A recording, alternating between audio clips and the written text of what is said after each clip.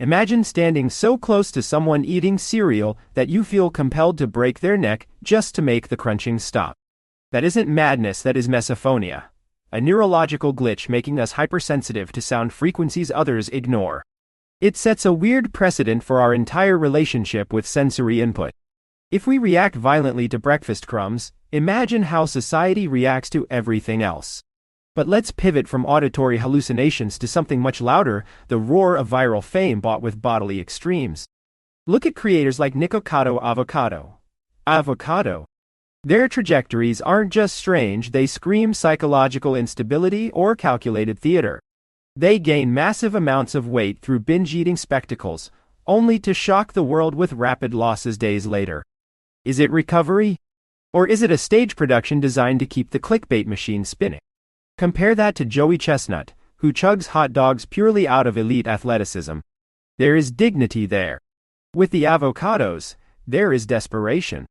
Fame achieved through destroying oneself feels less like triumph, and more like a cry for help, amplified by algorithms. Now, consider the cost of betrayal. Picture an artist returning home to find his house painted by a stranger, same stranger his wife slept with while he was gone. Devastated, he doesn't file a lawsuit, he files a masterwork. He takes his rage, pours it onto the unpaid invoices sitting on his desk, and creates music that haunts generations. That tragedy didn't end with him, it ripples forward. Decades later, a grieving woman in Manchester heard that exact song and used its emotional frequency to win her own love back, starting a family she thought was impossible. Pain is inefficient energy release, but sometimes that released energy becomes fuel for miracles elsewhere. This creative alchemy happens everywhere. Think of Dolly Parton, writing hit songs in minutes, or the Beatles flooding studios with genius in a frenzy. Even Sylvester Stallone fits here. Rejected repeatedly because of a congenital facial deformity, he isolated himself and penned the script for Rocky in 72 hours. When producers refused to cast him, he took a tiny fee to star beside his creation anyway. At his absolute nadir, poverty forced him to sell his loyal dog. Years later, when the movie made him rich, he tracked down that dog and brought him home. You don't lose your humanity to get ahead, you use the scars to build armor. But look closer at the biology driving all of this. Modern science suggests we are losing our primal drives. Obesity drugs like GLP-1 agonists aren't just burning calories, they appear to sever neural pathways needed for romantic attachment.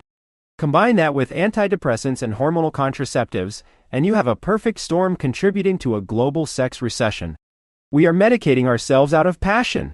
So, if you were suddenly put in charge of reviving male confidence, wouldn't you try to normalize workplace intimacy to combat loneliness?